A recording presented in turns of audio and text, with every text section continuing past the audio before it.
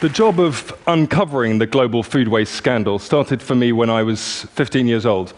I bought some pigs, I was living in Sussex, and I started to feed them in the most traditional and environmentally friendly way. I went to my school kitchen and I said, "Give me the scraps that my school friends have turned their noses up at." I went to the local baker and took their stale bread. I went to the local greengrocer and I went to a farmer who was throwing away potatoes because they were the wrong shape or size for supermarkets. This was great. My pigs turned that food waste into delicious pork. I sold that pork to my school friends' parents, and I made a good pocket money addition to my teenage allowance.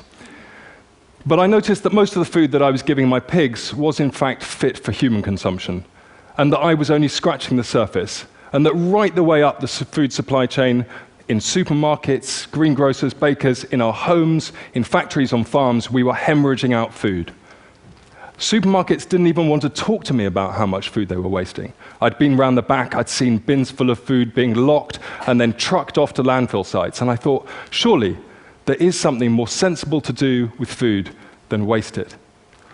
One morning, when I was feeding my pigs, I noticed a particularly tasty-looking sun-dried tomato loaf that used to crop up from time to time.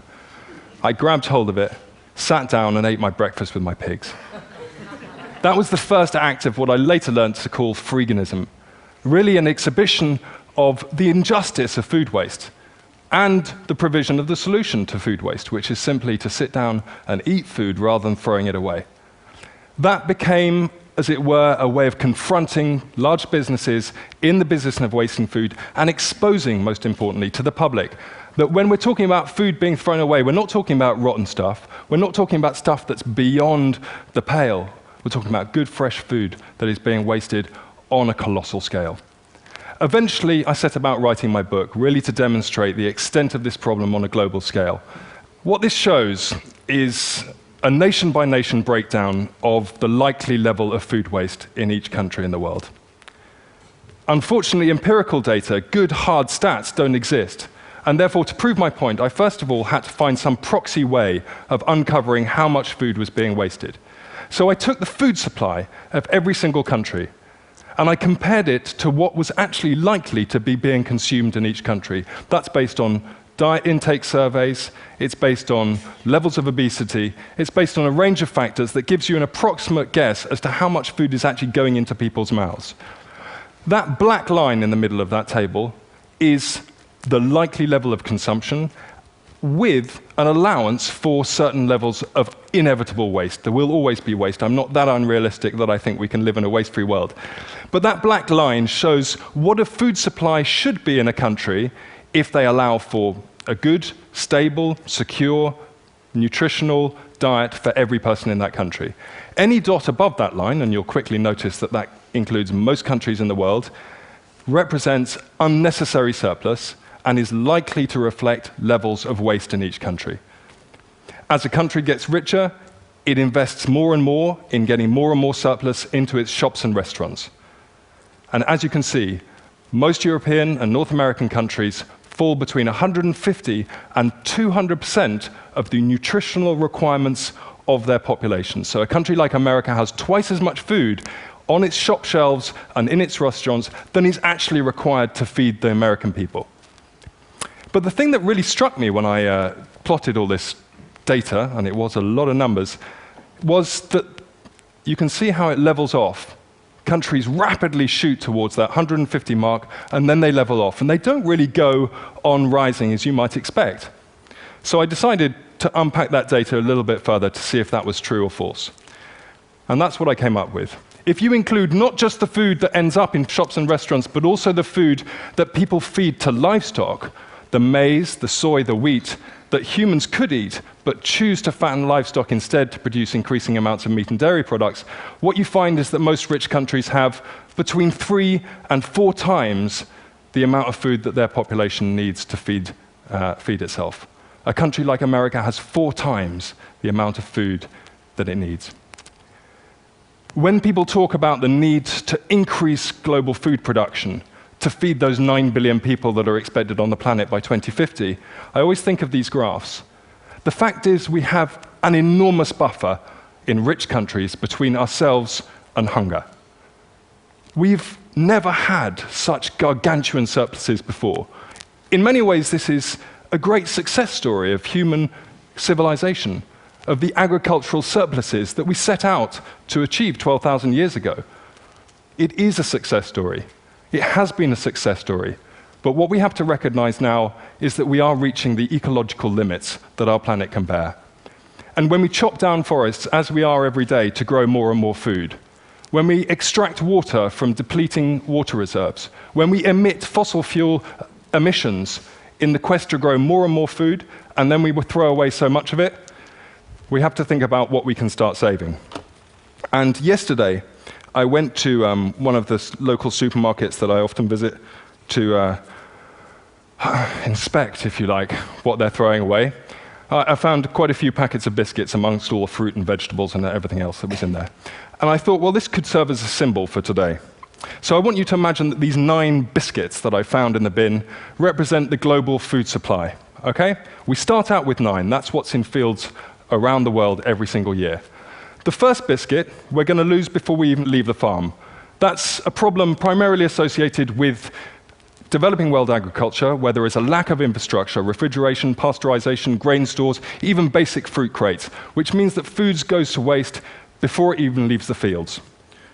The next 3 biscuits are the foods that we decide to feed to livestock, the maize, the wheat, and the soya. Unfortunately, our beasts are inefficient animals, and they turn 2/3 of that into feces and heat. So we've lost those 2, and we've only kept this one in meat and dairy products. 2 more we're going to throw away directly into bins. This is what most of us think of when we think of food waste. What ends up in the garbage, what ends up in supermarket bins, what ends up in restaurant bins. We've lost another 2, and we've left ourselves with just 4 biscuits to feed on. That is not a superlatively efficient use of global resources, especially when you think of the billion hungry people that exist already in the world. Having gone to the data, I then needed to demonstrate where that food ends up. Where does it end up? We're used to seeing the stuff on our plates, but what about all the stuff that goes missing in between? Supermarkets are an easy place to start. This is the result of my hobby, which is unofficial bin inspections. Strange, you might think, but if we could rely on corporations to tell us what they were doing in the back of their stores, we wouldn't need to go sneaking around the back, opening up bins and having a look at what's inside. But this is what you can see, more or less, on every street corner in Britain, in Europe, in North America. It represents a colossal waste of food. But what I discovered whilst I was writing my book was that this very evident abundance of waste was actually the tip of the iceberg. When you start going up the supply chain, you find where the real food waste is happening on a gargantuan scale. Can I have a show of hands? If you have a loaf of sliced bread in your house, who lives in a household where that crust, that slice at the first and last end of each loaf, who lives in a household where it does get eaten? Okay, most people, not everyone, but most people. And this is, I'm glad to say, what I see across the world. And yet, has anyone seen a supermarket or sandwich shop anywhere in the world that serves sandwiches with crusts on it? I certainly haven't. So I kept on thinking, where do those crusts go? This is the answer, unfortunately. 13,000 slices of fresh bread coming out of this one single factory every single day. Day fresh bread. In the same year that I visited this factory, I went to Pakistan, where people in 2008 were going hungry as a result of a squeeze on global food supplies. We contribute to that squeeze by depositing food in bins here in Britain and elsewhere in the world. We take food off the market shelves that hungry people depend on. Go one step up and you get to farmers who throw away sometimes 1/3 or even more of their harvest because of cosmetic standards. This farmer, for example, has invested £16,000 in growing spinach, not one leaf of which he harvested because there was a little bit of grass growing in amongst it. Potatoes that are cosmetically imperfect, all going for pigs. Parsnips that are too small for supermarket specifications. Tomatoes in Tenerife. Oranges in Florida. Bananas in Ecuador, where I visited last year. All being discarded. This is one day's waste from one banana plantation in Ecuador. All being discarded, perfectly edible, because they're the wrong shape or size. If we do that to fruit and vegetables, you bet we can do it to animals too. Liver, lungs, heads, tails, kidneys, testicles, all of these things which are traditional, delicious, and nutritious parts of our gastronomy go to waste. Offal consumption has halved in Britain and America in the last 30 years. As a result, this stuff gets fed to dogs at best or is incinerated. This man in Kashgar, Xinjiang province in Western China, is serving up his national dish. It's called sheep's organs. It's delicious, it's nutritious, and as I learned when I went to Kashgar, it symbolizes their taboo against food waste. I was sitting at a roadside cafe, a chef came to talk to me, I finished my bowl, and halfway through the conversation he stopped talking and he started frowning into my bowl. I thought, my goodness, what taboo have I broken? How have I insulted my host? He pointed at 3 grains of rice at the bottom of my bowl and he said, clean.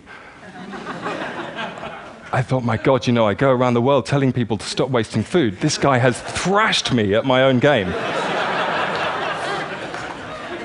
But it gave me faith. It gave me faith that we, the people, do have the power to stop this tragic waste of resources. If we regard it as socially unacceptable to waste food on a colossal scale, if we make a noise about it, tell corporations about it, tell governments, we want to see an end to food waste, we do have the power to bring about that change. Fish, 40 to 60% of European fish are discarded at sea. They don't even get landed. In our homes, we've lost touch with food. This is an experiment I did on 3 lettuces. Who keeps lettuces in their fridge? Most people. The one on the left was kept in a fridge for 10 days. The one in the middle on my kitchen table, not much difference. The one on the right, I treated like cut flowers. It's a living organism. Cut the slice off, stuck it in a vase of water. It was all right for another 2 weeks after this. Some food waste, as I said at the beginning, will inevitably arise. So the question is, what is the best thing to do with it? I answered that question when I was 15. In fact, humans answered that question 6,000 years ago. We domesticated pigs to turn food waste back into food. And yet, in Europe, that practice has become illegal since 2001 as a result of the foot and mouth outbreak. It's unscientific, it's unnecessary. If you cook food for pigs, just as if you cook food for humans, it is rendered safe. It's also a massive saving of resources. At the moment, Europe depends on importing millions of tons of soy from South America, where its production contributes to global warming, to deforestation, to biodiversity loss, to feed livestock here in Europe. At the same time, we throw away millions of tons of food waste, which we could and should be feeding them. If we did that and fed it to pigs, we would save that amount of carbon. If we feed our food waste, which is the current sort of government favorite way of getting rid of food waste, to anaerobic digestion, which turns food waste into gas to produce electricity, you save a paltry 448 kilograms of carbon dioxide per ton of food waste. It's much better to feed it to pigs. We knew that during the war. A silver lining. It has kicked off globally the quest to tackle food waste. Feeding the 5,000 is an event I first organized in 2009. We fed 5,000 people, all on food that otherwise would have been wasted. Since then, it's happened again in London, it's happening internationally and across the country. It's a way of organizations coming together to celebrate food, to say the best thing to do with food is to eat and enjoy it, and to stop wasting.